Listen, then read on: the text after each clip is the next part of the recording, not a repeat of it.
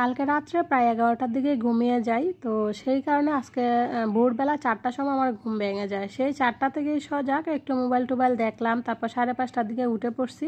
উঠে দেখি বেশ ভালো অন্ধকার অন্ধকার, সেই জন্য বেরোই নাই, রুমের মধ্যেই রয়েছি। তো এখন বাজে ফাইনালি 6টা, তো একটু তো বেরিয়ে গেলাম। ভাবলাম এত সুন্দর নীরব নিরিবিলি একটা নিস্তব্ধ পরিবেশ, বাহিরের আবহাওয়াটা একটু এনজয় করে আসি। আর সকালের যে একটা আবহাওয়া থাকে এত ভালো লাগে, মনটা একদম ভালো হয়ে যায়, মন থেকে এত ফ্রেশনেস কাজ করে আর কি। আর সকালের আবহাওয়া কিন্তু আমাদের শরীরের জন্যও অনেক উপকার। তো সেই জন্য বেরিয়ে পড়লাম, একটু সময় হাঁটাচলা করে এখন বাজে প্রায় 6:30টার মতো, এখন রুমে চলে যাব।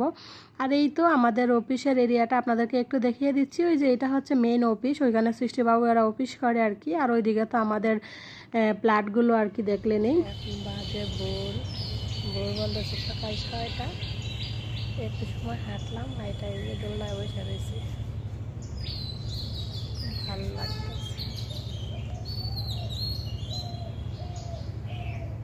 6:30 বাজে, চলে আসলাম রুমে। এবার রুমের কাজকর্ম শুরু করে দিব। আর এরা সবাই ঘুমাইতেছে, আর এখনও কেউ উঠে নাই। তো উঠে না, এত সকালে উঠে কি করবে, তো ওরা ঘুমাক, আমি আমার কাজকর্ম শুরু করে দিই। তো অফ ক্যামেরাতে দরজা জানালা গুছাইয়া রুম টুম সব ঝাড়ু দিয়ে আবার চলে আসলাম বেলকনিতে। বেলকনিটা আজকে একদম সুন্দর করে ঝাড়ু দিয়ে একদম ক্লিন করে নিব। আর বেলকনিটা না ঝাড়ু দিলে এত সুন্দর লাগে কি বলবো, কিন্তু ঝাড়ু দিলে কি হবে, ওই যে এখন ঝাড়ু দিতেছে না, একটু পরেই খেলাধুলা কইরা মানে বেলকনিটার এমন অবস্থা করে রাখে, দেখেন আপনারা দেখেই বুঝতে পারতেছেন। যত কাগজ ছিঁড়া রাখবো, তারপর হচ্ছে পাতা ছাতা দিয়ে খেলে সবগুলো ওইভাবেই রেখে দেয়, খেলনাগুলো ওইভাবেই থাকে। তো সেই জন্য বেলকনিটা একটু এলোমেলো দেখা যায়। তো ভাবলাম যে না, আজকে সকালে হাতে যেহেতু একটু সময় আছে, আগে বেলকনিটা খুব সুন্দর করে ঝাড়ু মুছু দিয়ে একবারে সুন্দর করে পরিপাটি করে নিব। যে কোনো পরিপাটি জিনিস দেখতে কিন্তু ভালো লাগে, যেমনই চোখের প্রশান্তি তেমনই মনেরও কিন্তু একটা শান্তি। তো সেই জন্য বেলকনিটাও ঝাড়ু দিয়ে নিচ্ছি। আর ঝাড়ু দিয়ে নিতে নিতে প্রত্যেক দিনের মতো আমার আপু ভাইয়াদের একটা রিকোয়েস্ট করে নিচ্ছি, আপনি যদি আমার সাথে থেকে থাকেন, আমি জানি না আপনি আদৌ আছেন কি না, যদি থেকে থাকেন আর যদি একটা লাইক দিতে ভুলে যান, দয়া করে একটা লাইক দিয়ে দিবেন। আর একটা কমেন্টস করে জানিয়ে দিবেন আপনার মতামতগুলো, কারণ আপনার একটা কমেন্টস আর একটা লাইকের আশায় প্রত্যেক দিন অনেক কষ্ট করে ভিডিও মেক করে যাই। আর আপনি যদি আমার চ্যানেলে নতুন হয়ে থাকেন, আমার ভিডিওগুলো যদি প্রত্যেক দিন দেখতে চান, তাহলে অবশ্যই আমার চ্যানেলটাকে সাবস্ক্রাইব করে রাখবেন, পাশে থাকা বেল বাটনটি অল অপশন করে দিবেন, যাতে ভিডিও দেওয়া মাত্র নোটিফিকেশন পৌঁছে যায় আপনার কাছে, আপনি আপনার সময় সুযোগ অনুযায়ী আমার এই ভিডিওটা দেখে নিতে পারেন। আর যারা প্রতিনিয়ত এই কাজগুলো করে আমাকে সামনের দিকে নিয়ে যাচ্ছেন, আমাকে মোটিভেট করতেছেন, আপনাদের সবাইকে জানাই আমার অন্তরের অন্তঃস্থল থেকে অসংখ্য অসংখ্য ভালোবাসা। তো যাই হোক, আমরা তো ভালোই আছি, আপনারা কেমন আছেন অবশ্যই কমেন্টস করে জানাবেন। এই তো সকালে কাজকর্ম শুরু হয়ে গেল, ফাইনালি আমার সব কাজকর্ম কমপ্লিট। তো এবার আমি যাব স্নানে। হাতে যেহেতু অনেক সময় আছে, মাত্র 7টাও বাজে না, কিছু কম আছে। তো ভাবলাম স্নানটা করে আসি, স্নান টান করে আসি, তারপরে অন্যান্য কাজকর্ম করবো আর কি, বিশেষ করে সকালে রান্না বান্না। আর এই তো দেখেন আমার বেলকনিটা এখন কত সুন্দর লাগতেছে, দেখছেন ঝাড়ু টাড়ু দেওয়াতে অনেক সুন্দর লাগতেছে, অনেক ভালো লাগতেছে। তো যাই হোক, ফিরে আসলাম প্রায় আধা ঘন্টার মতো হবে, স্নান টান করে চলে আসলাম। আর আজকে বেশ কিছু কাপড় চোপড় ধুইছিলাম, এই যে খেতা কুতা, তারপর সৃষ্টির বাবুর শার্ট, তারপর সৃষ্টির স্কুলের ড্রেস, সব কিছু আজকে ধুয়ে দিছি। তো ভাবলাম ওর স্কুলের ড্রেসগুলো ধুয়ে রেখে দিই, তারপরে আর প্যারা থাকবে না, স্কুলে যাই দিন পরে দিতে পারবো আর কি। আর না হলে যাইবার আগে তো মানে ধুইতেই হবে, সেই জন্য ভাবলাম যে না ধুয়ে রেখে দিই, তো সেই জন্য আর কি ধোয়া। তো ধোয়া টুয়া এই তো চলে আসলাম, একবারে সাথে সাথে কাপড়গুলো লাইরা দিই। আর না হলে দেখা যায় কি, সাথে সাথে কাপড় না লাড়লে পরে ওই যে কাজের মানে ফেড়ে পড়ে যায়, পরে আবার লাড়তে লাড়তে অনেকটা দেরি হয়ে যায়। তো ভাবলাম যে না, রান্নার আগে আগে কাপড়গুলো লাইরা তারপরে রান্না বান্নায় যাবো। আর এখনও 7:30 বাজে না আর কি।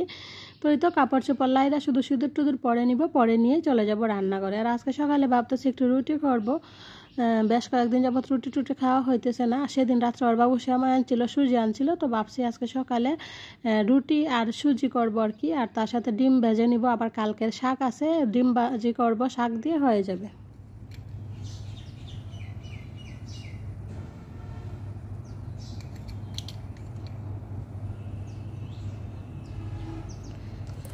এখন বাজে সকাল 4:30, আমার স্নান টান সব কমপ্লিট। এই মুহূর্তে কারেন্ট নিয়ে গেছে, আর আমার ড্রেসিং টেবিল যেখানে কারেন্ট না থাকলে কিচ্ছু দেখা যায় না ছিল, সেই আয়নাটাও ভেঙে গেছে। তো ভাঙা আয়না দিয়ে নাকি মুখ দেখতে নাই, সেই জন্য মুখ দেখলাম না, সিঁদুরও দেখলাম না। তো ওই যে মোবাইলের ক্যামেরার সাহায্যে যে সিঁদুরটা পড়ছি, মানে সিঁদুরটা পড়লাম আর কি, জানি না কেমন হয়েছে। আর মোবাইলে ক্যামেরা দিয়ে আসলে আমি পড়তে পারি না, কেমন জানি একটা লাগে। তো একমাত্র নিরুপায় হয়ে এটা করলাম আর কি। তো চলেন এখন চলে যাব রান্নাঘরে, সকালে দেখি কি কি রান্না করা যায়। আর ওরা সবাই এখনও ঘুমাইতেছে। আর সকালে ওটা কত বেনিফিট দেখছেন, সকালে উঠে কিন্তু আমি অনেক কাজ করছি। কাপড় চোপড়ও ধুইলাম, দেখলেনি কতগুলো ধুইয়া স্নান টান করে আসছি। সবে মানে বাজে মাত্র 7:30, 7:30 এখনও হয় নাই, 5 মিনিট কম আছে। তো চলেন যাই রান্নাঘরে, সকালে রান্না বান্না গিয়ে শুরু করি। আর সাথে থাকেন, আশা রাখছি একটু হলেও ভালো লাগবে। তো অন্ধকার কি শেয়ার করবো বলেন, এই যে দেখেন সব অন্ধকার, কারেন্ট নাই, কিছু নাই।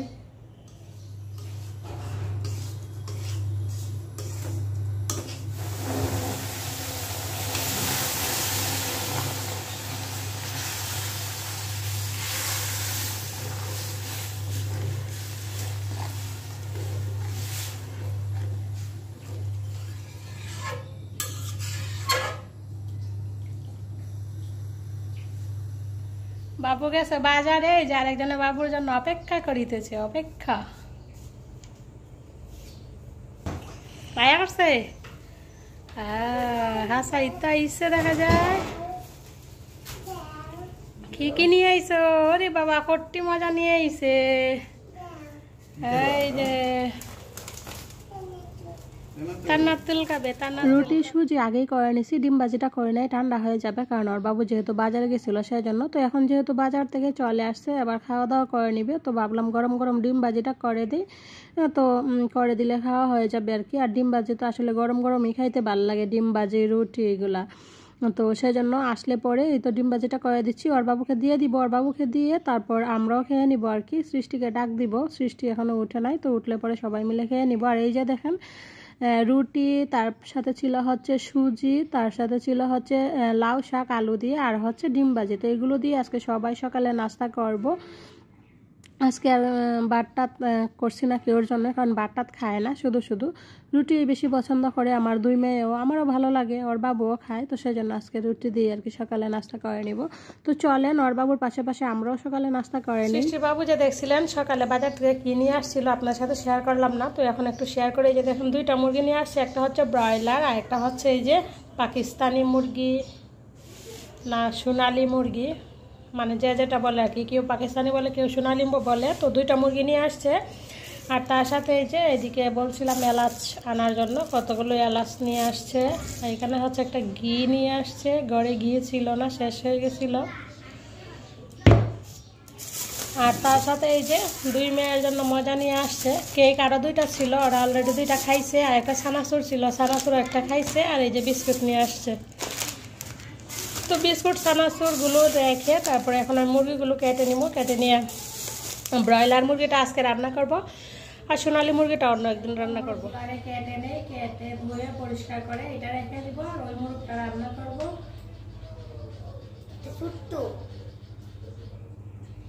আর গাইস, আমাদের ভিডিওটা যদি ভালো লাগে লাইক সাবস্ক্রাইব কমেন্ট করে দিবেন। হ্যাঁ বলছি, ভালো হয়েছে না? এবারের ঈদে তো অনেক দিন ছুটি হয়েছে, তো সেই ছুটিতে সবার স্বপ্নই বাড়ি যাবে, আমার স্বপ্নই শুধু বাসায় বসে থাকবে। তো প্রত্যেক সময় এরকম হয়, কারণ আমাদের বাংলাদেশে তো ঈদের সময় বেশি ছুটি দেয়। আর তাছাড়া তো আমরা কোনো সারা বছর কোনো ছুটি পাইও না। আর সৃষ্টিবাবু তো পায় না, আমি একটু ছুটি পাই বলতে গেলে, যে সৃষ্টির স্কুল বন্ধ থাকে ঈদের সময়। তো তখন আসলে বেড়াইতে যেতে পারে না, সৃষ্টির বাবুর কথা মাথায় রেখে, কারণ ঈদের সময় তো অনেক সময় হোটেল টোটেল বন্ধ থাকে, আবার সবসময় তো আর হোটেলে খায়ও না ঈদের সময়। তো আমাকে সৃষ্টিবাবুর দিক চিন্তা করে বাসায় থাকতেই হয়, আর না হলে দেখা যায় খাইবে কি, সবসময় তো রান্না বান্নার সুযোগও থাকে না। তো সেজন্য ঈদের সময় আর আমার বাড়ি যাওয়া হয় না। কাটাকাটি দোয়াদুই করে নিলাম, এই যে সোনালি মুরগিটা রেখে দিলাম ধুইয়া। আর এদিকে ব্রয়লার মুরগি, এই মাংসটা আজকে দুপুরে রান্না করব। আর এখানে আছে হচ্ছে অর্ধেকটা অন্যজনের জন্য রেখে দিলাম, তো এটা রাখবো দুপুরে রান্নার জন্য। আর এই 2টা আমি ফ্রিজে ঢুকিয়ে রেখে দিব।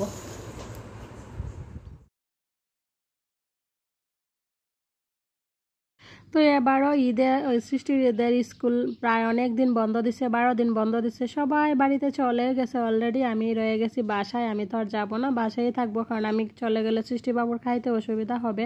অন্যান্য সময় দেখা যায় হোটেলে খায়, কিন্তু ঈদের সময় তো আর হোটেলে খাবে না, সেজন্য।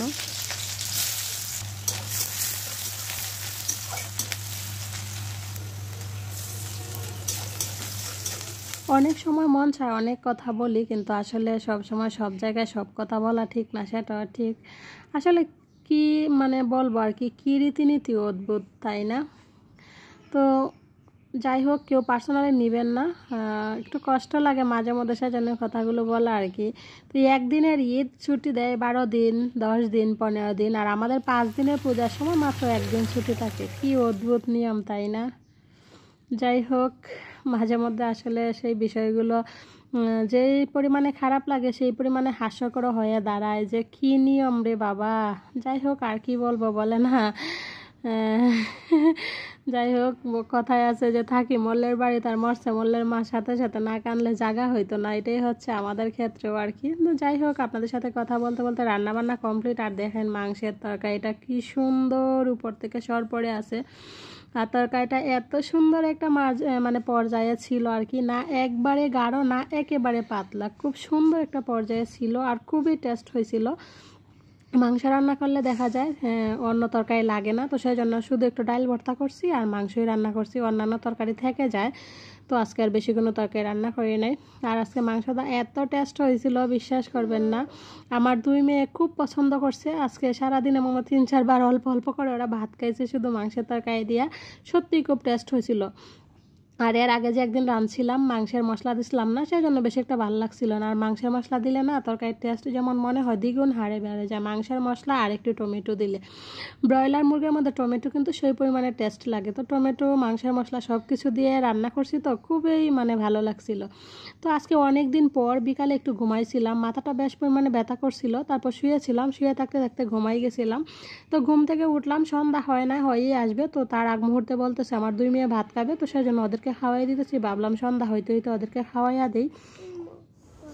শুভ সন্ধ্যা বন্ধুরা, সন্ধ্যা হয়ে গেছে। আর এই যে দেখেন কাহিনী কিভাবে বিছানা নোংরা হয় দেখছেন। এই যে দেখেন এখানে ডগি, এই যে যত শার্ট প্যান্ট আছে সব পুতুলকে পরাইবে, পরে বিছানার মধ্যে রেখে দিবে।